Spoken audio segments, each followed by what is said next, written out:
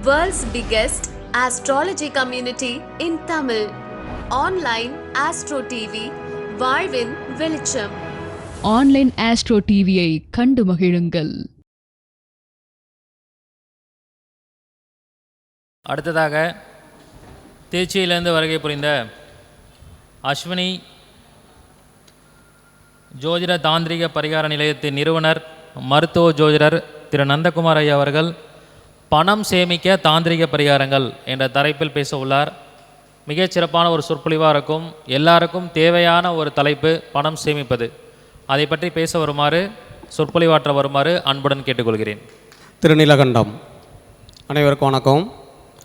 நமது ஜோதிட பிரபஞ்ச குழுவின் 31வது மாதாந்திர கருத்தரங்கிற்கு காலையிலேருந்து வந்து இவ்வளோ நேரம் அமைதியாக உட்காந்து எல்லோருடைய சொற்பொழிவும் கேட்டுட்டு இருக்கவங்க அனைவருக்கும் வணக்கங்களையும் வாழ்த்துக்களையும் தெரிவித்துக்கொண்டு, இந்த கருத்தரங்களுக்கு எனக்கு பேசுகிறதுக்கு வாய்ப்பளித்த நம்ம குருஜி தினேஷ் ராஜா ஐயா அவர்களுக்கும், தனபாக்கிய மேடம் அவர்களுக்கும், முருகானந்தம் ஐயா அவர்களுக்கும், ஆன்லைன் அஸ்ட்ரோ டிவி அண்ணன் முத்துப்பாண்டி அண்ணன் அவர்களுக்கும், திருப்பதி ராஜா ஐயா அவர்களுக்கும், வேலுசிவா ஐயா அவர்களுக்கும் அனைவருக்கும் நன்றிகளை தெரிவித்துக்கொண்டு, என் குலதெய்வம், முன்னோர்கள், என் தாய் தந்தையர் பாதம் பணிந்து செங்கோட்டை வேலவரின் உமையொரு பாகனை வணங்கி இந்த மாத நம் கொடுத்த தலைப்புக்குள்ளே போகலாம்.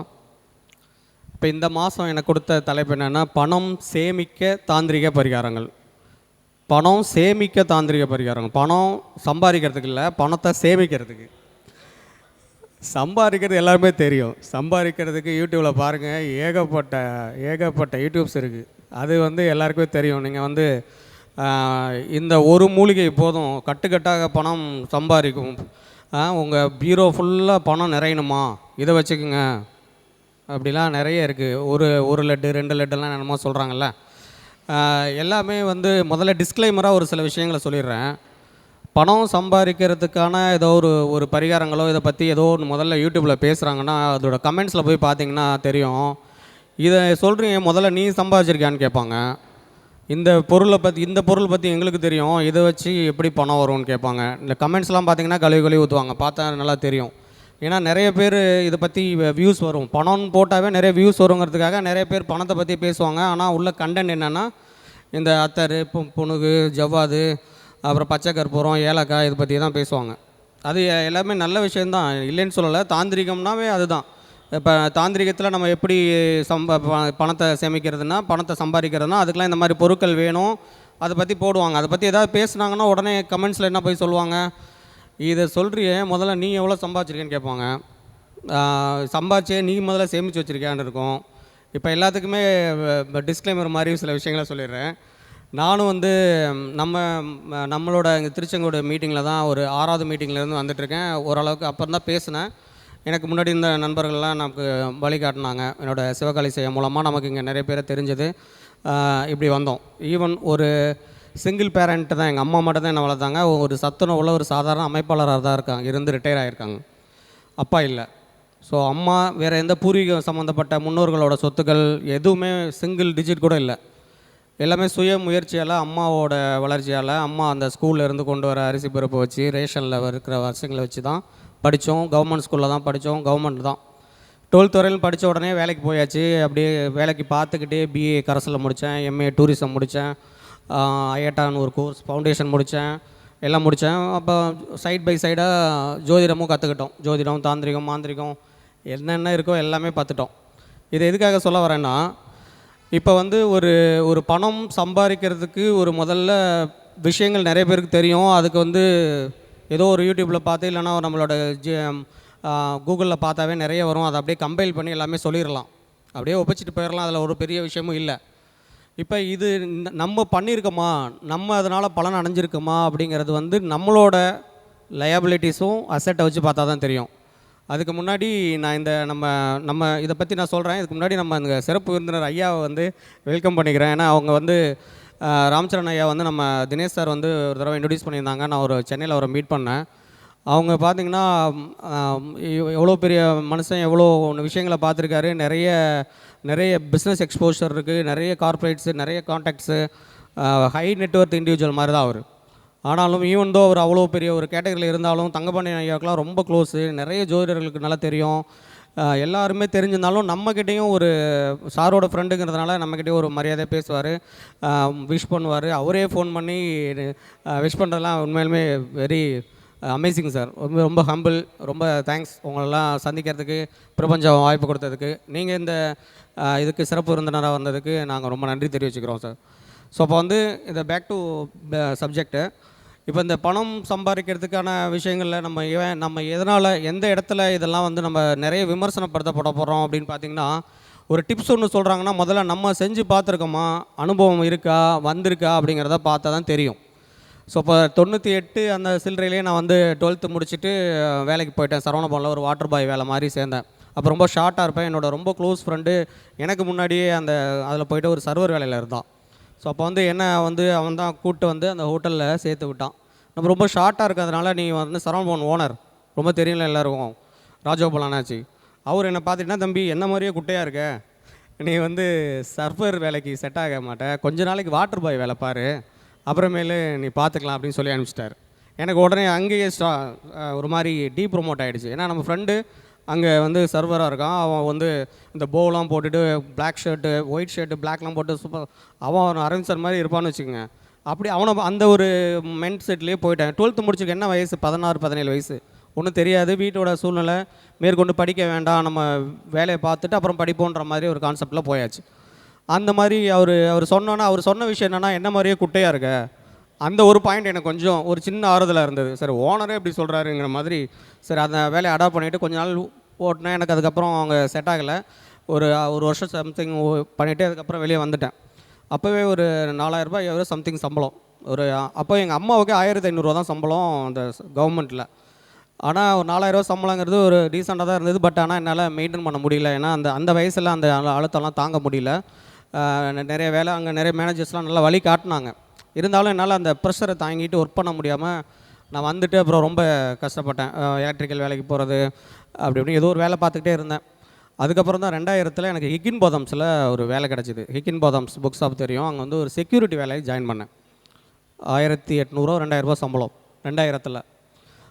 அங்கேருந்து தான் என்னோட அந்த படிக்கிற பழக்கங்கள்லாம் ஏற்பட்டுச்சு. முன்னாடியே படிக்கிற பழக்கம் நிறைய இருக்குது. ஏன்னா வீட்டு பக்கத்தில் லைப்ரரி இருந்ததுனால லைப்ரரியில் எல்லா விஷயங்களும் படிச்சுக்கிட்டே இருப்போம். ஸோ அதனால் படிப்பு ஆர்வம் இருக்கிறதுனால தான் அங்கே போய் வேலைக்கு சேர்ந்தோம். ஸோ அப்போ 20 வயசில் வேலைக்கு சேர்ந்தப்போ 2000 ரூபா சம்பளத்தில் ஒரு செக்யூரிட்டி வேலைக்கு சேர்ந்துட்டு இன்றைக்கி 23, இப்போ 2023 43 வயசு ஆகிடுச்சு. ஸோ 43 வயசில் அந்த ஒரு 2000 ரூபா சம்பளத்தில் ஆரம்பித்து இன்றைக்கி அதோட ஒரு 70-80 மடங்கு ஒரு 1.5 லட்சம் 2 லட்சம் சம்பாதிக்கிற அளவுக்கு வளர்ந்துருக்குறோனாவே நம்ம ஓரளவுக்கு டிசர்வ் தான் இல்லையா? ஸோ அப்போ நம்ம வந்து பேசலாம். அது எப்படி இந்த அளவுக்கு வளர்ந்தோம் அப்படின்னா, சைட் பை சைடாக இது வந்து தற்புகழ்ச்சிக்காக இல்லை, தண்ணியில் விளக்கம் என்னென்னா, எதுக்காக இதை சொல்ல வரேன்னா, இந்த மாதிரி பணம் சம்மந்தமாக யாராவது பேசுனாங்கன்னா நம்மளை எதுவும் கிரிட்டிசைஸ் பண்ணிடக்கூடாதுங்கிறதுக்காக சொல்கிறேன். ஏன்னா பணம் இது மாதிரி விஷயங்களில் இப்போ ஷேர் மார்க்கெட்டெல்லாம் பார்த்துருக்கீங்கன்னா டிப்ஸு கொடுப்பாங்க. நீங்கள் டிப்ஸு கொடுக்குறியா, அதை வச்சு நீங்கள் கால்ஸ் எடுத்து ஜெயிக்கக்கூடாதானே எல்லாம் கேட்பாங்க. அவங்க ஜெயிப்பாங்க, ஜெயிக்கலைங்கிறது வேறு விஷயம். அவங்க டிப்ஸ் கொடுக்குறாங்கன்னா, ஒன்று உங்களுக்கு வேணும்னா டிப்ஸ் வாங்கிட்டு ஜெயிக்க பாருங்கள், இல்லைன்னா உங்கள் வேலையை பார்த்துட்டு போங்க. அவங்க இதை நம்பி இல்லை.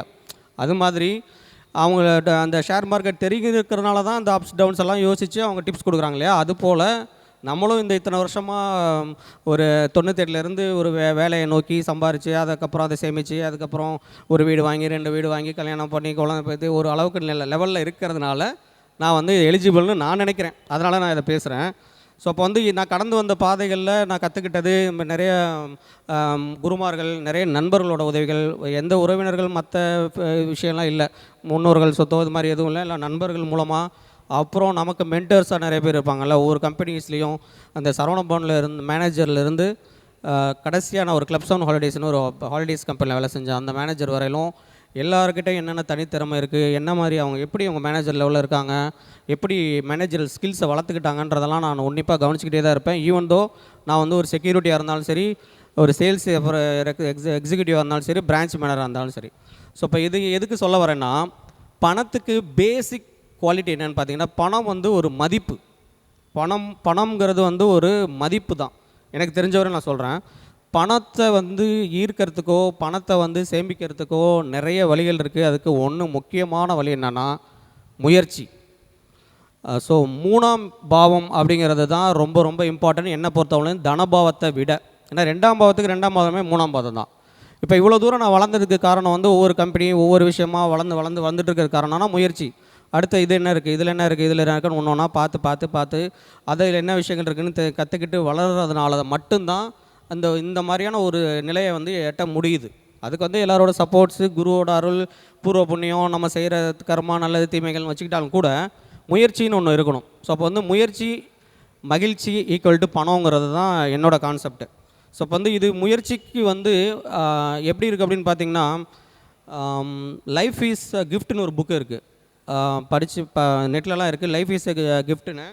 அது வந்து கில் எட்வர்ட்ஸ் அப்படின்னு ஒரு லேடி, ஒரு சைக்கார்டிஸ்ட், அவங்க பெரிய சைக்கார்டிஸ்ட் யூஎஸில். அவங்க எழுதின புக்கில் வந்து லைஃப் இஸ் அ கிஃப்ட், அதாவது வாழ்க்கையே ஒரு பரிசு அப்படின்னு ஒரு புக்கில் வந்து என்ன பண்ணியிருப்பாங்கன்னா, அந்த புக்கோட நிறைய கான்செப்ட் இருக்கும். அந்த கான்செப்டில் கடைசி அவங்க என்ன சொல்லுவாங்க அப்படின்னா, ஒரு பணம் சம்மந்தப்பட்ட விஷயத்துக்கும் மகிழ்ச்சியையும் ரொம்ப கன்ஃபியூஸ் பண்ணிக்கிற ஒரு கேரக்டர் தான் எல்லோரும் இருக்காங்க. ஸோ மகிழ்ச்சியாக இருங்க, பணம் வரும், இல்லை பணம் வந்தால் மகிழ்ச்சியாக இருப்போங்கிற ரிவர்ஸாக திங்க் பண்ணிக்கிறாங்க. இது ஒரு பாயிண்ட்டு. ரெண்டாவது, ஒவ்வொருத்தரும் அந்த ஒரு மனவியல் நிபுணராக அவங்க இருந்து நிறைய பேரை பார்த்ததுக்கப்புறம் அவங்க எழுதுகிற விஷயங்கள் என்னென்னா, ஒவ்வொருத்தரும் அந்த ஒரு சின்ன வயசுலேருந்தே இந்த பணம் சம்மந்தப்பட்ட அவங்க வீட்டில் எப்படி ஒரு படநிலை இருந்தது, எப்படி ஒரு மைண்ட் செட் இருந்துச்சு, அவங்க அப்போ பெற்றோர்கள் கூட இருக்கிறவங்களாம் அந்த பணத்தை எப்படி அணுகுனாங்க, எப்படி செலவு பண்ணாங்க, எப்படி சேமித்தாங்க, எப்படி அதுக்கு வந்து விளக்கம் கொடுத்தாங்கங்கிறத பேஸ் பண்ணி தான் ஒவ்வொருத்தரோட மனப்பான்மையும் வெறி தான். ஸோ அதுக்கேற்ற மாதிரி தான் அவங்களோட செல்வ நிலையும் இருக்குதுங்கிறத அவங்க அடித்து சொல்கிறாங்க. ஸோ அப்போ வந்து ஒருத்தங்க பணம் சம்பாதிக்கலன்னா அதுக்கு காரணம் அவங்க தான். முயற்சிக்கல, அவங்களுக்கு வந்து அதிர்ஷ்டம் இல்லை, அவங்களுக்கு வேலை தெரியல, அவங்களோட லக்னாதிபதி கெட்டு போச்சு, 11ஆம் அதிபதி பலம் இல்லைங்கிறதெல்லாம் செகண்டரி. முயற்சிக்கலை அப்படிங்கிறது மட்டும்தான். முயற்சி வந்து இப்போ லக்னாதிபதி கெட்டு போயிடுச்சுனாலும் கூட முயற்சி மெய் வருத்த கூலி தரும் இல்லையா. அது வந்து திருவள்ளுவர் வந்து நிறைய அந்த ஆக்சுவலாக ஆள்வினை உடைமை அப்படின்னு ஒரு அதிகாரத்தில் இருக்குது. அது 600 சில்லறையிலேருந்து 620 611 20 வரையிலும் இருக்கும். அதில் வந்து அந்த 620வது தெய்வத்தால் ஆகாது இன்னும் முயற்சி தான். இது வந்து எல்லாருக்கும் தெரியும் இந்த குறள். இதுக்கு அடுத்த குறள் தெரியுமான்னு பாருங்களேன், நிறைய பேர் தெரியாது. அந்த குறள் வந்து நான் இப்போ சொல்கிறேன். ஊழையும் உட்பக்கம் காண்பர் உழைவின்றி தாளாது உழற்றுபவர் அப்படின்னு ஒரு இதோட முடியுது அந்த அதிகாரம். அந்த அதிகாரத்தில் அவர் என்ன சொல்கிறாருன்னா, ஊழையும் உட்பக்கம் காண்பர் உழைவின்றி தாளாது உழற்றுபவர். அதுக்கு என்ன மீனிங் அப்படின்னு பார்த்தீங்கன்னா, ஒரு சோம்பல் இல்லைன்னா சோர்வு இல்லாமல் இடைவிடாது முயற்சிகளை செய்யக்கூடியவங்களை, அவங்களோட அந்த கெடுதலான விதின்னு ஒன்று விதி இருந்தால் கூட அதை மாற்ற முடியுமா. இப்போ என்ன பேசிக் சொல்கிறாங்கன்னா, முயற்சி கண்டினியூஸ் எஃபோர்ட்டு, ஏதோ ஒன்று பண்ணணுங்கிற ஒரு கண்டினியூஸான ஒரு எஃபோர்ட் இருந்துச்சு அப்படின்னா, அவங்க வந்து ஒரு ஃபினான்ஷியலாக ரொம்ப புவராக இருக்காங்கனாலும் கூட அதையும் மாற்ற முடியும் அப்படின்னு அவங்க சொல்லியிருக்காரு. ஸோ இப்போ அதே இதில் 614வது குறள் ஒன்று இருக்கும். அந்த குறளோட மீனிங் அப்படி தான், சோம்பல் இல்லாதவனிடம் முயற்சியானது, சோம்பல் இல்லாதவனுடைய முயற்சியிலே தாமரையானவள், தாமரைனா செல்வம், மகாலட்சுமி எப்படின்னு வச்சுக்கோங்க, அவங்க வந்து அங்கே வீட்டில் இருப்பாங்களாம். அப்போ என்ன அர்த்தம்னா, ஐயா முன்னாடி சொன்ன மாதிரி இந்த பணக்காரங்களாம் பார்த்திங்கன்னா ரொம்ப கம்மியாக தான் தூங்குவாங்க. இந்த 12ஆம் இடத்தை பெருசாக இயக்க மாட்டாங்க. 12ஆம் இடம்ங்கிறது அந்த நித்திரை, தூக்கம், கட்டில், அந்த மாதிரி விஷயங்களை வச்சுக்கு. ஸோ அப்போ வந்து அதுக்கு காரணம் என்ன, முயற்சி, ஏதோ ஒரு முயற்சி பண்ணிகிட்டே இருப்பாங்க. காந்தியடிகள்லாம் கூட 2 மணி நேரம் தூங்குவார். இப்போ எப்படிலாம் சொல்லுவாங்கள்ல, ஆம்பிடெக்ஸ்டர் 2 கையிலையும் எழுதுவார் அப்படின்னா என்ன, முயற்சி 2 கையிலும் எழுதுறதெல்லாம் ஒரே நேரத்தில் சாதாரண விஷயம்லாம் கிடையாது. ஆனால் எல்லாராலையும் முடியும், எப்படி, முயற்சி பண்ணால். ஸோ முயற்சி நம்ம அது பற்றி யோசிக்கலாம், நமக்கு தெரியல. அதுபோல் பணத்தை வந்து சம்பாதிக்கிறதுக்கோ சேமிக்கிறதுக்கோ நிறைய வழிகள் நம்ம முன்னோர்கள் சொல்லி கொடுத்துட்டு போயிருக்காங்க. அதெல்லாம் ஒன் பை ஒன்னாக நம்ம ஒரு கண்டென்ட் மாதிரி நினச்சிட்டு பார்த்துட்டு அதுக்கு ஒரு கமெண்ட் போட்டுட்டு போயிட்டுருக்கிறதுனால தான் அடுத்த லெவலுக்கு வளர முடியல. ஸோ ஒரு முயற்சி திருவினையாக்குங்கிற மாதிரி ஏதோ ஒரு முயற்சியை ஒன்று பண்ணிகிட்டே இருந்தோம் அப்படின்னா நிச்சயமாக பணத்தை சம்பாதிக்கவும் முடியும், சேமிக்கவும் முடியும். இது வந்து இப்போ வந்து ஒரு சுய முன்னேற்ற புக்கு மாதிரி, அந்த செஷன் மாதிரி ஆகிடுச்சு. நம்ம தாந்திரிக சப்ஜெக்டுக்குள்ளே வருவோம். ஸோ தாந்திரிகம் சப்ஜெக்டில் இந்த மாதிரி மைண்ட் செட்டு, மென்டாலிட்டி, பணம் சார்ந்த விஷயங்களை தாண்டி நம்ம எப்படி இல்லைனாலும் சரி, அது இருக்குது, இல்லை நமக்கு படிப்பு இருக்குது, நம்மளால் அந்த புக்கு படிக்க முடியும், நிறைய பேரோட பார்த்து பழக முடியாது, அதெல்லாம் விட்டுருங்க. ஆனால் நமக்கு பணம் சம்பாதிக்கணும், பணத்தை சேமிக்கணும். அதுக்கு வந்து என்ன பண்ணலாம் அப்படின்னு பார்த்தீங்கன்னா, எனக்கு தெரிஞ்ச நான் கற்றுக்கிட்ட தாந்திரிக மெத்தடில் விஷயம் வந்து, நம்ம இப்போ சம்பாரிச்சதுக்கப்புறம் சேமிக்கிறத முதல்ல பார்த்துருவோம். சம்பாதிக்கிறதுக்கு தான் நிறைய யூடியூப்பில் இருக்குது, சேமிக்கிறதுக்கு தான் கொஞ்சம் கம்மி. சேமிக்கிறதுல ரொம்ப முக்கியம். ஒரு பணம் வருது, பணம் வர வச்சுட்டோம், நம்ம ஈர்ப்பு விதிகளோ இல்லை லா ஆஃப் அட்ராக்ஷனோ எப்படியோ பணம் நமக்கு வந்துருச்சு. அந்த பணத்தை உடனே கையில் இப்போ ஒரு ஒரு ஒரு செலவு பண்ணி இப்போ கையில் வருது அப்படின்னா இம்மிடியேட்டாக அதை செலவுகளுக்கோ இல்லை யாருக்கோ கொடுக்கணுன்னா டக்குன்னு அப்படியே கொடுக்கக்கூடாது. ஃபஸ்ட்டு பாயிண்ட் அது ரொம்ப முக்கியமானது. அதே போல் இரவு நேரத்தில் யாரும் கொடுக்கக்கூடாது. ஸோ இப்போ வந்து பணத்தை வந்து அந்த மதிக்கணும், வந்த பணத்தை மதிக்கணும் அப்படின்னு சொல்லுவாங்க. பணத்தை அப்படி கட் பண்ணுற மாதிரி 2 விரலில் கொடுக்கக்கூடாது, பணத்தை கசக்கக்கூடாது, பாதுகாப்பாக வைக்கணும், அது கொஞ்சம் ஒரு பயபக்தியோடு வைக்கணும். ஸோ இப்போ வந்து ஃபஸ்ட்டு பணம் வந்துருச்சு, அதை என்ன பண்ணணுன்னா ஃபஸ்ட்டு வந்து முதல் செலவு சேமிப்பாக இருக்கணும்னு சொல்லுவாங்க, முன்னோர்கள்லாம் சொல்லியிருக்காங்க. ஸோ இப்போ வந்து நம்ம என்ன பண்ணோம், நான் என்ன பண்ணுறேங்கிறத சொல்கிறேன். எனக்கு வந்து சில குருமார்கள் மூலமாக கற்றுக்கிட்டது. முதல்ல என்னோடய வீட்டில் எல்லோரும் வீட்டில் நம்மளோட பூஜை ரூம்லேயோ பூஜை செல்ஃப்லேயோ இல்லை நமக்கு கன்வீனியண்ட்டான ஒரு இடத்துல, கொஞ்சம் சுத்தமான இடத்துல ஒரு மண் சட்டி மாதிரி ஒன்று வாங்கிக்கோங்க. மண்ணில் ஒரு குடுவை மாதிரி. அது ஒன்றா வாங்கக்கூடாது, முக்கியமாக பார்த்துக்கோங்க. ஒன்றா வாங்கக்கூடாது, 2ஆக தான் வாங்கணும். 1 வாங்குறது வேறு விஷயத்துக்கு. ஸோ 2 வாங்கணும். 2 மண் அகலம் ஒரு அளவுக்கு இருக்கிற மாதிரி பார்த்தீங்களா, ஒரு 1/2 அடி அந்த மாதிரி வச்சுக்கோங்க. ஸோ அதை வந்து மண் சட்டி பேரம் பேசாமல் அவங்க எவ்வளோ கேட்குறாங்களோ அதை கொடுத்து அதை வாங்கிட்டு வந்து அதை வந்து நல்லா தண்ணியில் நல்லா அலசிட்டு திருநீர் இல்லை திருமண் ஏதோ அவங்கவுங்க சம்பிரதாயப்படி என்னவோ அதை செஞ்சுட்டு அதில் வந்து கல் உப்பு போட்டுக்கோங்க. கல் உப்பு போட்டுட்டு அதை வந்து அந்த நான் சொன்ன மாதிரியே அந்த இடத்துல எங்கன்னா நம்ம பூஜை ரூம்லேயோ சாமி செல்ஃப்லேயோ இல்லை நமக்கு இப்போ கன்வீனியண்ட்டான இடத்துலையோ இல்லை நம்ம வீட்டிலேருந்து வந்தால் எந்த இடத்துக்குள்ள இருப்போமோ அந்த இடத்துல இதை வச்சுட்டு அதில் வந்து நம்ம அந்த கொண்டு வர பணத்தை வைக்கணும். இப்போ இன்றைக்கி நம்மளால் நமக்கு என்ன வருமானம் வந்திருக்கோ, இப்போ வந்து டிஜிட்டல் கரன்சிலாம் சொல்லலை, நான் லிக்விட் கேஷை சொல்கிறேன். ஸோ லிக்விட் கேஷ் வந்துச்சு இல்லை டிஜிட்டலாக வந்தால் கூட அதை என்ஹான்ஸ் பண்ணி நம்ம கார்டு போட்டு எடுத்துகிட்டு போனால் கூட அந்த கேஷில் கொஞ்சமாவது இருக்கிற மொத்தமான பணத்தை அதுக்குள்ளே வச்சிடணும். ஸோ வந்து உப்பு அதுலேருந்து ஒரு கர்மாவை வந்து முதல்ல கிளென்ஸ் பண்ணுற மாதிரி இது ஒரு கான்செப்ட். நான் அப்படி தான் இன்னொரு வரையும் பண்ணிகிட்ருக்கோம். எங்கள் வீட்டிலலாம் இதான் செய்கிறாங்க. நான் வீட்டில் கொடுத்துருவேன், அவங்க அப்படி பண்ணுவாங்க. ஸோ இப்போ அதை வந்து அந்த பணத்தை அதுக்குள்ளே வச்சுட்டு ஓவர் நைட் அங்கே வச்சுட்டு அடுத்த நாள் காலையில் எடுத்து நீங்கள் எங்கே வைக்கிறீங்களோ அங்கே வச்சுக்கலாம். இது ஒன்று. இது வந்து ரொம்ப அபரிதமாக வேலை செய்யும், நல்லா தெரிஞ்சுக்குங்க. மண், உப்பு, நம்ம கொண்டு வர பணத்தை அதில் போட்டு வைக்கிறது. கல் உப்பு மண் பானையில் போட்டுட்டு அதை வந்து ஒரு கொஞ்ச நாள் கழித்து உள்ள பூத்துரும், அப்படியே ஒரு மாதிரி பொரிஞ்சிரும். அதுக்கப்புறம் நீங்கள் அதை வேறு எங்கேயாவது கால் படாத இடத்துல போட்டுட்டு அதே போல் மறுபடியும் வாங்குங்க. மறுபடியும் 2ஆக தான் வாங்கணும். ஃபஸ்ட்டு வாங்கின அந்த 1ஓட வைக்கக்கூடாது. அகைன் 2 வாங்கிட்டு அதை மறுபடியும் அதை கிளென்ஸ் பண்ணி, அதாவது தண்ணியில் க்ளீன் பண்ணி சந்தன குங்குமம் வச்சுட்டு திருமண்ணோ இல்லை திருநீரோ விட்டுட்டு அதே போல் நீங்கள் பண்ணணும். இது ஒன்று. அடுத்து வந்து செம்பில் ஒரு படி இருக்கும், ஒரு 4-5 இன்ச்சில் இருக்கும். நீங்கள் பார்த்தீங்கன்னா தெரியும். இங்கே நம்ம நார்மலாக இருக்கக்கூடிய படிலாம் கிடையாது, அது வந்து செம்பில் படி வச்சுருப்பாங்க. அது ஸ்ரீ படின்னு சொல்லுவாங்க. அது அந்த ஆந்திரா சைடு இருக்கிறவங்களுக்கும் தெரியும். அது வந்து திருமண் இருக்கும், 2 பக்கம் சங்கு சக்கரம் இருக்கும். அதை வந்து அதை கார்விங் பண்ணியிருப்பாங்க. ஆன்லைன்லாம் கூட கிடைக்குது. அந்த படி ஒன்று வாங்கிக்கோங்க. அந்த படி வாங்கிட்டு அதில் கொஞ்சம் நவதானியம், கைப்பிடி நவதானியம், அதே போல் கைப்பிடி முனை உடையாத பச்சரிசி, கொஞ்சம் ஃப்ரெஷ்ஷாக இருக்கக்கூடிய பச்சரிசி, அப்புறம் வந்து கோமதி சக்கரம், அப்புறம் சின்னதாக ஒரு பொட்டு தங்கம் காயின் இல்லைனா வெள்ளியில் ஒரு காயின், இதெல்லாம் போடணும். இது போட்டுட்டு கொஞ்சம் மறுபடியும் அகைன் கொஞ்சம் வந்து பச்சரிசி போட்டு அதை மூடிடணும். ஓரளவுக்கு நிறையிற அளவுக்கு வச்சுட்டு கோமதி சக்கரத்துலேயே பெருசாக ஒரு சக்கரம் இருக்கும், கொஞ்சம் பெருசாக இருக்கும், அந்த இதை வந்து அது மேலே வச்சிடணும். இது ஒரு செட்டாக எடுத்து வச்சுட்டு இதையும் அதே மாதிரி தான் அந்த இதை வந்து சுற்றி பண்ணிவிட்டு உப்பு தண்ணியில் கழுவிட்டு அதுக்கப்புறம் மஞ்சள் குங்குமம்லாம் வச்சுட்டு அதெல்லாம் சுத்தமாக தொடச்சிட்டு அதுக்கப்புறம் இந்த நவதானியம் போட்டு பச்சரிசி போட்டு அந்த தங்கம் வெள்ளியெல்லாம் போட்டு முத்து சிப்பி அப்புறம் நம்ம கிளிஞ்சல் இந்த இதெல்லாம் இருக்கு இல்லையா, நம்ம மங்கள பொருட்கள் எதோ கிடைக்குதோ எல்லாம் போடுங்க. ஸோ போட்டுட்டு அகைன் மறுபடியும் பச்சரிசி போட்டு அதுக்கு மேலே அந்த கோமதி சக்கரத்தை வச்சுட்டு அதையும் சாமி ரூம் கிட்டே இங்கே வச்சுக்கலாம், நம்ம எந்த இடத்துல வச்சாலும் சரி. இப்போ இந்த மண் கலையத்தில் போட்ட பணத்தை எடுத்துகிட்டு மறுபடியும் இங்கே வச்சுட்டு அப்புறமும் கொண்டு போய் வைக்கலாம். இல்லை டைரெக்டாக எடுத்துகிட்டு வந்து இந்த இடத்துலையே வச்சுட்டும் கூட எடுத்துகிட்டு போய் நீங்கள் வீட்டில் வச்சு பாருங்கள். நிச்சயமாக ஒரு நல்ல மாற்றம் இருக்குங்கிறத நான் தெரிவிச்சுக்கிறேன். ஏன்னா இது வந்து ஒரு மணி அட்ராக்ஷன் கிளாஸில் ஒருத்தவங்க மூலமாக எனக்கு தெரிஞ்சிச்சு. நான் ஒரு 5-6 வருஷமாக அதை நான் பயன்படுத்தி தான் இருக்கேன். இது பண்ணி பாருங்கள், நிச்சயமாக நல்லாயிருக்கு. அதில் எந்த மாற்றுக்கிறதுக்கே வேலை இல்லை. இதை வந்து லாஜிக்கலாக இல்லை அது இதெல்லாம் யோசிக்காதீங்க. நான் வந்து முன்னாடியே டிஸ்க்ளைமர் சொல்லிட்டேன், நான் பண்ணிகிட்ருக்கேன், நல்லா இருக்குன்றதுனால உங்களுக்கு சொல்கிறேன்.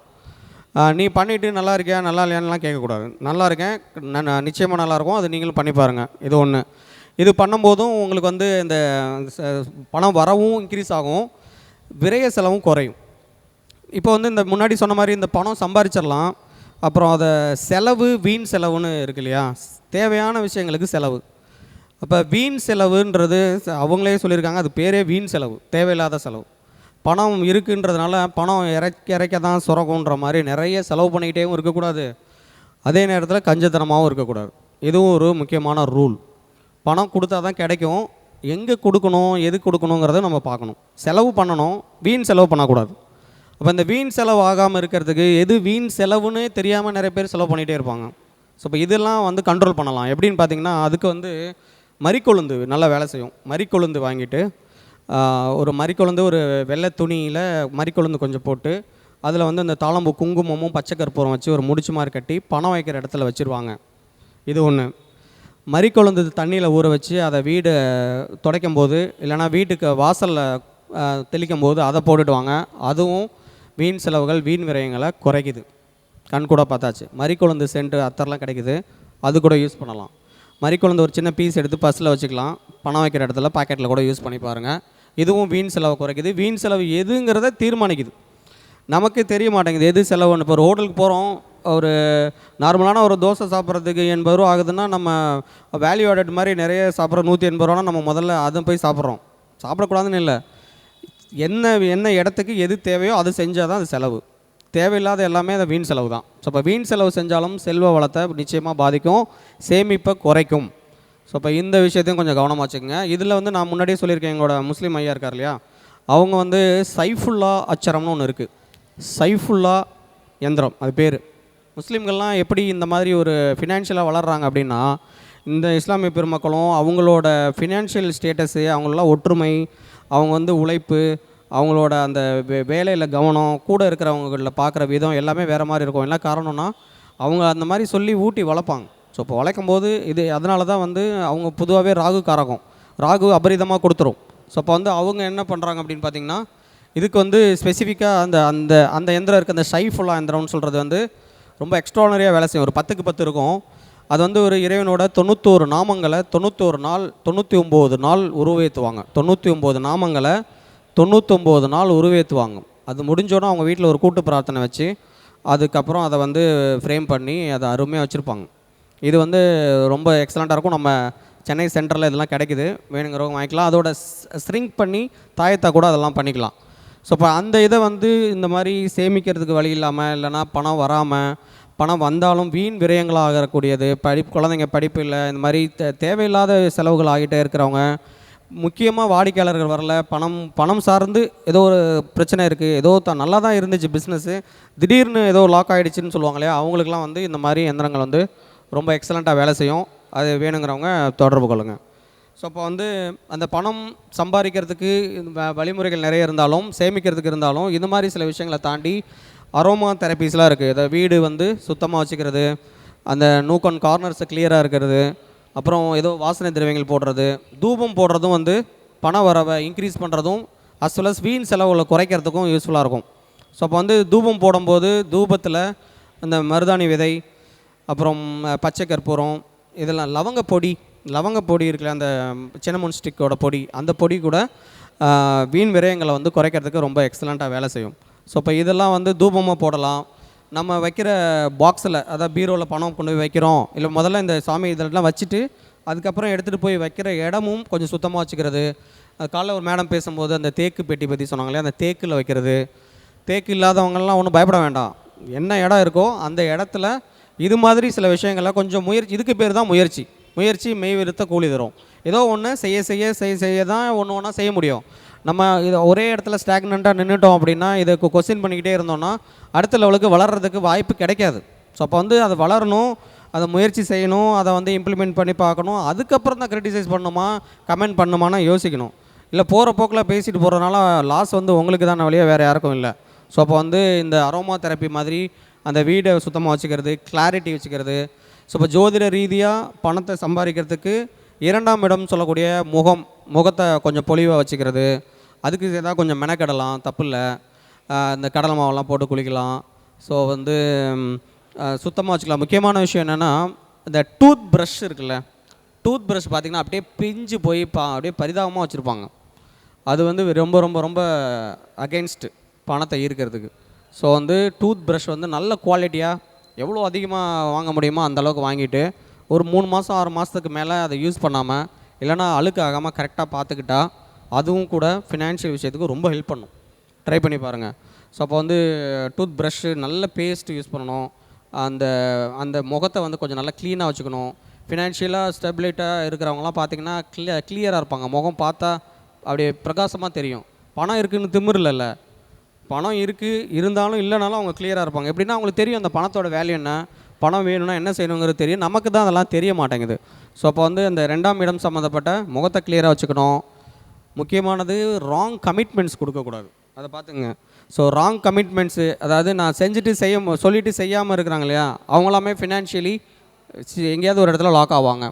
ஸோ அப்போ வந்து ராங் கமிட்மெண்ட்ஸ் கொடுக்கக்கூடாது. சொல்கிறத கரெக்டாக செய்யணும், குறைவாக பேசணும், முகத்தை சுத்தமாக வச்சுக்கணும். முக்கியமாக டூத் பேஸ்ட்டும் ப்ரஷ்ஷையும் கொஞ்சம் நீட்டாக வச்சுக்கணும். இதெல்லாம் வந்து ஜோதிட ரீதியாக தாந்திரிகமாகவும் பலன் அளிக்கும்.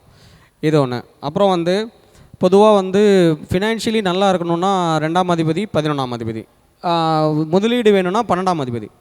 இப்போ வந்து நம்ம ஜாதகத்தை நம்ம ஒரு கிளைண்ட் வந்து நம்ம கொடுக்குறாங்க. இந்த ஜாதகம் இந்த சனி 11 இருந்தால் கோடீஸ்வர யோகம்னு இருக்குது பொதுவாக. அப்போ வந்து லக்னத்துக்கோ ராசிக்கோ 11 இருந்தால் நல்லா இருப்பாங்க. ஸோ அவங்களுக்குலாம் பெருசாக ஜாதகத்தெல்லாம் ஒன்றும் சொல்ல வேண்டாம். இப்போ இல்லை ஒரு கஷ்டம் பண ரீதியாக தான் வராங்க, இவங்களுக்கு எப்படி பண்ணணும் அப்படின்னு பார்த்திங்கன்னா, லக்னாதிபதி வலுவை பார்க்குறத விட 2ஆம் அதிபதி இல்லைன்னா 11ஆம் அதிபதியையும் பார்க்குறத விட நான் என்னோடய கிளைண்ட்ஸ்க்கு நான் எப்படி பார்ப்போம் அப்படின்னா, இப்போ ஒரு ஜாதகருக்கு யார் உண்மையாலுமே அந்த ஜாதகத்தில் இயக்கக்கூடிய கிரகம்னு பார்க்கணும். இப்போ வந்து ஒரு ஜாதகருக்கு அவங்க சுக்கிரன் தான் நல்லா இருக்குது அப்படின்னா அவங்க மனைவியை தான் ஃபோக்கஸ் பண்ணிக்கணும். ஸோ இப்போ மனைவியோட பேரில் தொழில் ஆரம்பிக்கிறதோ இல்லை இப்போ சம்பாதிச்சிட்டு வர பணத்தெல்லாம் மனைவி கையில் கொடுத்து அதுக்கப்புறம் வாங்கிக்கிறதோ, இந்த மாதிரி சில சூட்சமான நுணுக்கங்கள்லாம் ஜாதகத்தில் தான் பார்க்க முடியும். ஸோ அப்போ வந்து தாந்திரிகத்தை தாண்டி ஜோதிட ரீதியாக இதை எப்படி அணுகணும்னா, அவங்கவுங்க ஜாதகத்தில் இருக்கக்கூடிய விஷயங்களுக்கு ஏற்ற மாதிரி அவங்களோட அந்த பூர்வ புண்ணியம் 5ஆம் அதிபதி எப்படி இருக்குது, 9ஆம் அதிபதி எப்படி இருக்குது, லக்னாதிபதி எப்படி இருக்குது, இதெல்லாம் நம்ம கவனித்து இது பண்ணோம் அப்படின்னா அந்த ஃபினான்ஷியல் ஸ்டேபிலிட்டி வர்றதுக்கு ஒரு பேசிவ் இன்கம் உருவாக்குறதுக்கு இது ஒரு ஆப்ஷனாக இருக்கும். அடுத்தது 3ஆம் அதிபதி சொன்னேன் இல்லையா, அந்த 3ஆம் அதிபதி சுபத்தன்மையாக இருந்ததுன்னா 3ஆம் அதிபதி ஒரு ஷார்ட்கட் இது. ஆக்சுவலாக 3ஆம் அதிபதி தான் முயற்சிக்குன்னு சொல்லியாச்சு. 11ஆம் அதிபதி லாபம் திருப்தி. அப்போ அந்த 11ஆம் அதிபதினு சொல்லக்கூடிய அந்த ஃபினான்ஷியல் ஸ்டெபிலிட்டி அவங்களுக்கு வேணும் அப்படின்னா 12ஆம் இடங்கிறதா முதலீடு. இப்போ அந்த 12ஆம் இடத்துல என்ன கிரகம் ஏதாவது நின்றுச்சுன்னா அதோட காரகம் பார்த்துக்கணும். அதோட காரகம்னா உயிர் காரகம்.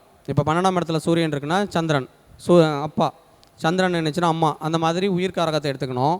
அது 11ல் யாருக்கு இருக்கோ அவங்கக்கிட்ட கொடுத்து வாங்கிட்டு போனால் நிச்சயமாக நல்லாயிருக்கும்.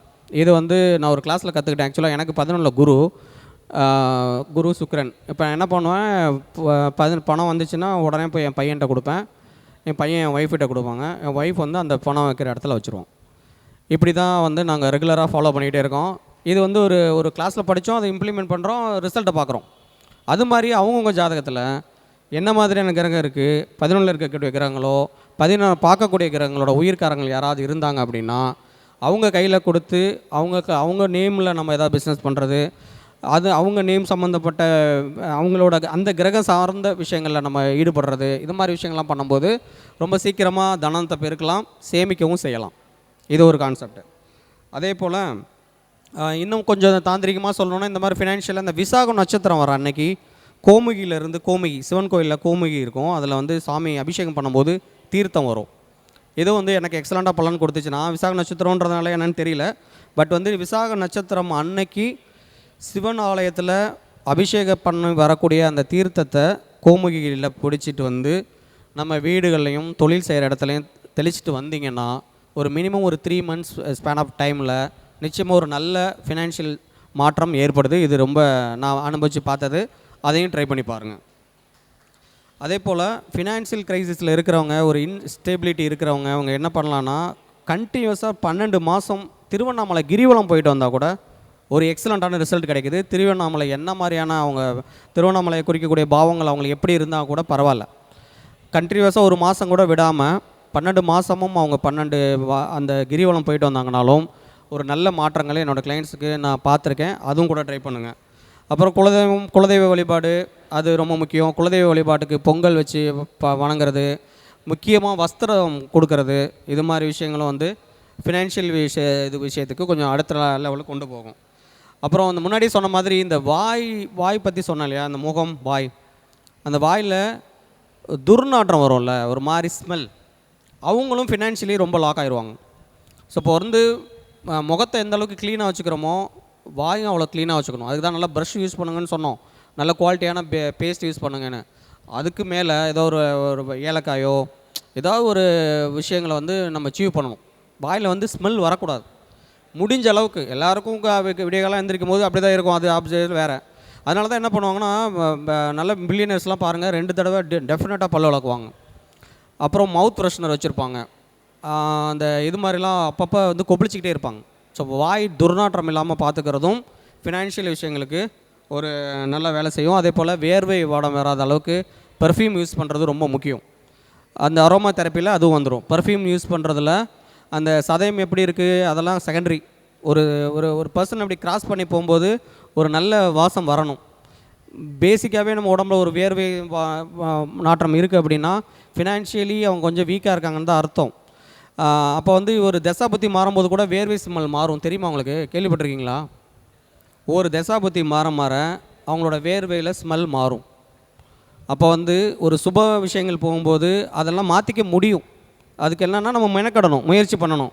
அப்போ இது மாதிரி விஷயங்கள்லாம் பண்ண இன்னும் நம்ம ஃபினான்ஷியல் விஷயங்களுக்கெல்லாம் நம்ம அடுத்த லெவலுக்கு அப்படியே மூவ் ஆகிட்டே போகலாம். அடுத்தது அப்புறம் நான் வழக்கமாக ஒவ்வொரு மாதம் சொல்கிற மாதிரி இந்த மாதம் என்னென்னா ஒரு ஸ்லோகம் இருக்குது. இந்த இதை பண்ணும்போதும் நிச்சயமாக ஃபினான்ஷியல் இதுக்கு ஸ்டேபிலிட்டி கிடைக்கும். ஸ்ரீ லலிதா நவரத்ன மாலை நெட்டில் பாருங்கள். இந்த லலிதா நவரத்ன மாலை படிக்கிறது வந்து ஃபினான்ஷியலான விஷயங்கள் அந்த வளர்ச்சிக்கும் சேமிக்கிறதுக்கும் ரொம்ப இயற்கையாக வேலை செய்யும். வீண் விரயங்களை குறைக்கும். புக்கில் ஒரு ஒரு பாடல் அது. நம்ம ஒவ்வொரு இதெல்லாம் சொல்கிறோம்ல, நவரத்ன மாலை இது மாதிரி ஸ்ரீ லலிதா நவரத்ன மாலைங்கிறது ஒரு சாங், செட் ஆஃப் பாட்டு. அந்த சாங்ஸை வந்து படிக்கிறது, அதை நீங்கள் நெட்டில் பார்த்தீங்கன்னா கிடைக்கும். அதை சும்மா ரெகுலராக படிச்சுட்டு வந்தால் கூட ஃபினான்ஷியல் விஷயங்களில் ஒரு அடுத்த லெவலுக்கு மூவ் ஆகிறதுக்கு நிறைய வாய்ப்பு இருக்குது. அதே போல் திங்கக்கிழமை வர்றப்பெல்லாம் திருப்பதி போயிட்டு வர்றது. திருப்பதி நல்லா இருக்கான்னு பார்த்துங்க. அது சில பேருக்குலாம் திருப்பதி போகக்கூடாதுலாம் சொல்கிறாங்க, அதை பற்றி எனக்கு தெரியல. ஸோ திருப்பதி போகணுன்னா திங்கக்கிழமைகள்லையோ மாத பிறப்புலையோ திருவாதிரை நட்சத்திரம் வர்றப்ப சூட்சமமாக வேலை செய்யும். இதை எனக்கு ஒரு குரு நான் சொல்லி கொடுத்தாரு. நான் 2009 போயிட்டுருந்தேன். 12 பையன் பிறந்தோன்னே போனேன். 12 ஃபஸ்ட்டு வீடு வாங்குறவரையும் போயிட்டு தான் இருந்தேன். 2012 ஃபஸ்ட்டு வீடு வாங்கினேன். அப்போ தான் எனக்கு தெரியும் இந்த மாதிரி டைமில் போயிட்டு வந்தீங்கன்னா நல்லாயிருக்கும்னு. அது 2011 தெரிய வந்து போன உடனே அடுத்த வருஷமே இது வாங்கினோம். ஸோ வந்து திருவாதிரை நட்சத்திரம் சூட்சமமாக திருப்பதி இயக்குனா நல்லாயிருக்கும். அடுத்தது அப்புறம் இன்னொரு முக்கியமான விஷயம் சொல்கிறேன், கேட்டுக்கோங்க. பொதுவாக பணம் அப்படின்னா பெரும் பணம்னா குரு, அன்றாட தேவைகளுக்கான முக்கியமான பணங்கள் சுக்கிரன் இல்லையா? இப்போ யார் ஜாதகத்திலலாம் சுக்கிரனும் குருவும் 6-8 இருந்ததுன்னா, அஷ்டாஷ்டம்னு சொல்லுவாங்கள்ல, குருவும் சுக்கிரனும் 6-8 இருக்கிறவங்க ஜாதகத்தில் கொஞ்சம் பண ரீதியான தேடல், கொஞ்சம் உழைப்பு அதிகமாக இருக்கும். அது மேலே ஒரு ஆர்வம் இருக்கும், பட் கிடைக்காது. இதுக்கு ஒரு இப்போ சரியான எக்ஸலண்ட்டான பரிகாரம் எங்கள் ஐயா சொல்லி கொடுத்தது இருக்குது. அதை நான் வந்து சொல்கிறேன், அதுவும் தெரிஞ்சுக்குங்க. அந்த குரு சுக்கிரன் யாருக்கெல்லாம் 6-8 இருக்கோ, இல்லை 6-8 இருந்து யாராவது ஒருத்தர் வக்ரமாக இருந்தால் ஓரளவுக்கு 50% ஓகே. ப்ராப்பராக 6-8 இருக்குது அப்படின்னா அவங்க குருவும் சுக்கிரனும் அவங்க ஜாதகத்தில் என்ன மாதிரி ஆதிபத்தியம் இருந்தாலும் பரவாயில்ல, அவங்களுக்கு 2 சான்ஸ் இருக்குது இதை சரி பண்ணிக்கிறதுக்கு. ஒன்று வந்து ஒரு வெள்ளி காயின், ஒரு தங்க காயின், ஒரு எவ்வளோ கிராமோ அது உங்களோட சக்திக்கு உட்பட்டது. ஒரு வெள்ளி காயின், ஒரு தங்க காயின். ஸோ இது சுக்கிரன், இது குரு. இது 2 ஒன்றா வச்சு கடையில் கொடுத்தீங்கன்னா 10 வச்சு கொடுப்பாங்க. இந்த பக்கம் ரெண்டு பக்கமும் மகாலட்சுமி ஃபோட்டோ இருக்கும், ஆப்வியஸாக தெரியும். ஸோ ரெண்டு பக்கமும் மகாலட்சுமி தெரிகிற மாதிரி இந்த சைடு தங்கத்துலேயும் இந்த சைடு வெள்ளியிலையும் இருக்கிற மாதிரி அதை வந்து ஒரு 2 காயினையும் ஒட்டி வச்சிங்கன்னா அதில் உள்ள அரக்கெலாம் வச்சு ஒரு மேலே ஒரு வளையம் வச்சு செஞ்சு கொடுப்பாங்க, கேட்டுங்க தெரியும். அதை வந்து கழுத்தில் அணிஞ்சிக்கலாம். இது ரொம்ப சூப்பராக வேலை செய்யும், ட்ரை பண்ணி பாருங்கள். குரு சுக்கிரன் என்ன மாதிரி ஆதிபத்தியம் இருந்தாலும் பரவாயில்ல. அப்படி இல்லாத பட்சத்தில் சப்போஸ் இது வந்து கொஞ்சம் மாதிரி கிரிட்டிக்கலாக இருக்குது அப்படின்னா இந்த 2 காயினையும் கொண்டு போய் ஏதாவது ஒரு அம்பாள் கோயிலுக்கு கொடுக்கணும், ரிசிப்ட் போட்டு கொடுக்கணும்.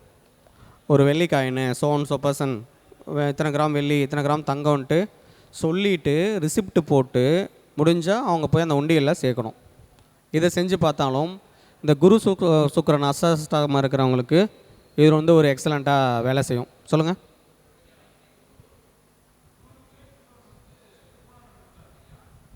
உங்களுக்கு கேட்குறீங்களா? அதை நம்ம தனியாக சொல்கிறேன், வெளியே போகும்போது கேளுங்க. ஸோ அப்போ வந்து இது வந்து ரொம்ப நல்லா வேலை செய்யும். அதே போல் சுக்கிரன் இயக்கத்துக்கு அந்த கல் உப்பு வாங்குவாங்க இல்லையா, சுக்கிரன் வெள்ளிக்கிழமை, அதுவும் சூப்பராக வேலை செய்யும். வெள்ளிக்கிழமை ஏதாவது ஒரு சுக்கிர ஹோரையில் காலையில் 6 மணிக்கோ 6:30க்கோ இல்லை மதியமோ இல்லை நைட்டோ ஏதோ ஒரு டைமில் கொஞ்சம் சுத்தமாக முடிஞ்சால் காலையில் வாங்கி வச்சு பாருங்கள். அதுவும் இதுதான் முயற்சி. இந்த மாதிரிலாம் முயற்சிகள் செஞ்சால் தான் பணம் வரும். உழைக்கணும், வேலை செய்யணும், அது வேறு, அந்த பாயிண்ட்டும் வேணும். அஸ் வெல் அஸ் இதையும் சேர்த்து பண்ணிங்கன்னா தான் ஒரு அடுத்த கட்ட ஒரு வளர்ச்சியை நோக்கி நம்ம பார்க்க முடியும். என்ன தசாபுத்தி இருந்தாலும், என்ன மாதிரியான கிரக சூழ்நிலை இருந்தாலும், கோச்சாரம் இருந்தாலும், முயற்சிச்சா எல்லாம் முடியாது, எதுவும் இல்லை. ஸோ அப்போ வந்து இந்த ஒரு விஷயத்தை நான் செஞ்சு பார்த்துருக்கேன், நிறைய பேருக்கும் சொல்லியிருக்கேன். இதை பண்ணி பாருங்கள், இந்த மாதிரி பண்ணி பார்க்கலாம். அடுத்தது வந்து இந்த மேஜிக் நம்பர்ஸு மிராக்கிள் நம்பர்ஸ்லாம் இருக்குது, அதெல்லாம் அந்த 199 அதெல்லாம் நீங்கள் நெட்டில் பார்த்து அதெல்லாம் தெரிஞ்சுக்கங்க. அது ஒரு பெரிய விஷயம் இல்லை, அதுவும் நிறைய வேலை செய்யுது. ஒரு ஏஞ்சல் நம்பர்ஸ்லாம் நல்லாவே வேலை செய்யும். அதெல்லாமே ஃபினான்ஷியல் ஸ்டெபிலிட்டி வர்றதுக்கு நம்மளை அடுத்த லெவலுக்கு நம்மளை கொண்டு போகிறதுக்கு ரொம்ப எக்ஸலண்ட்டாக வேலை செய்யும். அதே போல் ஜென்ம நட்சத்திரம் வர்ற அன்னைக்கு ஏதாவது ஒரு கோவிலில் முடிஞ்சால் இல்லை வீட்லேயாவது சர்க்கரை பொங்கல் நைவேத்தியம் பண்ணினீங்கன்னா அந்த சர்க்கரை பொங்கலில் ஏலக்காயும் முழு முந்திரி பருப்பு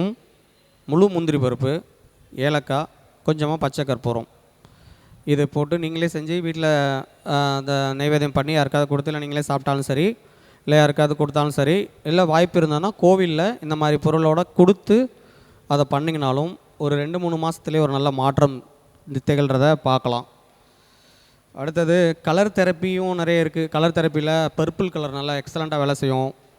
ஸ்டோன்ஸில் வந்து இந்த நடு விரலில், அதாவது சனி விரலில் சுக்கிரனோட வெள்ளி மோதிரம் ஏதாவது ஒன்று அணிஞ்சிக்கிட்டாலும் ஃபினான்ஷியலி நல்லா அடுத்த லெவலுக்கு கொண்டு போகிறதுக்கு நிறைய வேலை செய்யும்.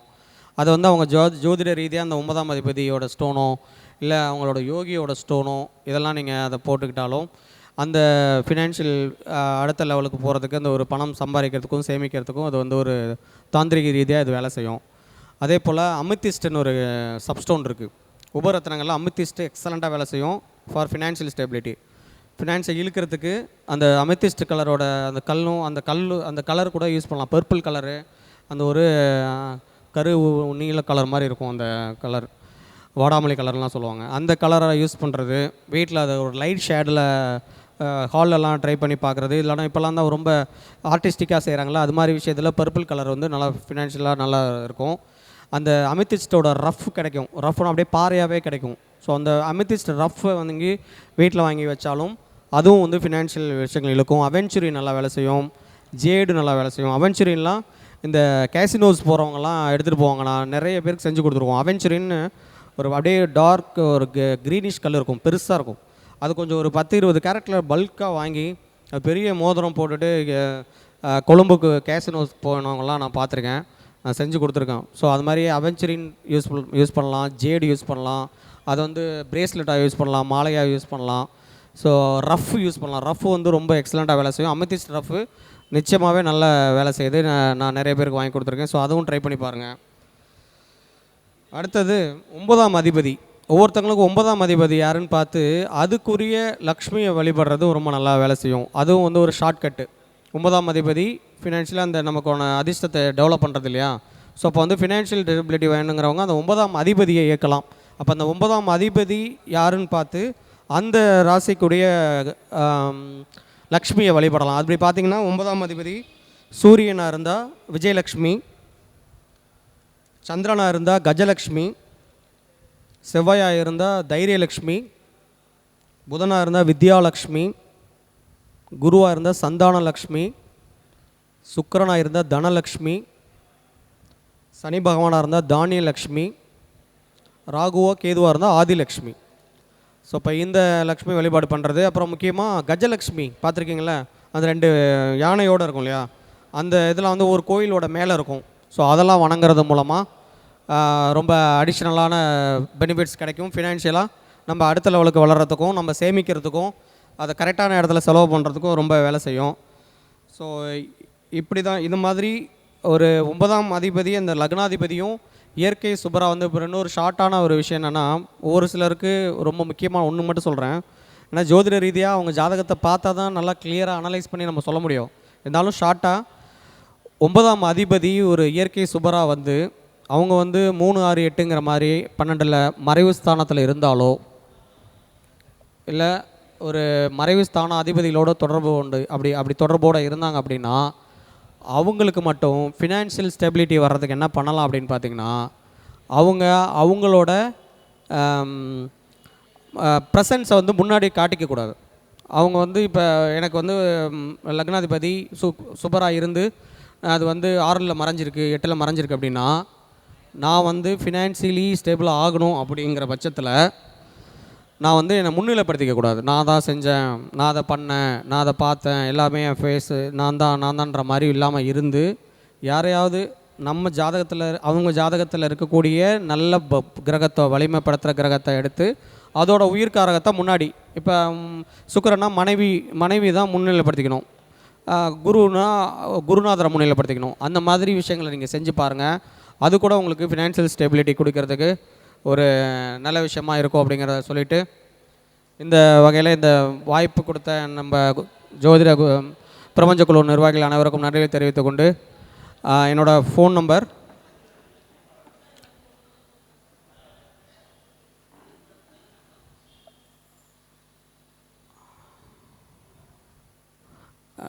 அஸ்ட்ரோ நந்தா அஸ்வினி ஜோதிடம் திருச்சி மற்றும் சென்னை. Mobile number 9364161122 93 64 16 11 22. மிக்க நன்றி. திருநீலகண்டம். மிகச் சிறப்பாக சொற்பொழிவாற்றிய திருச்சி நந்தகுமார் ஐயா அவர்களுக்கு அன்னூர் தங்கமாரியப்பன் ஐயா அவர்கள் பொன்னாடை போற்றி கௌரவிப்பார். வாங்க.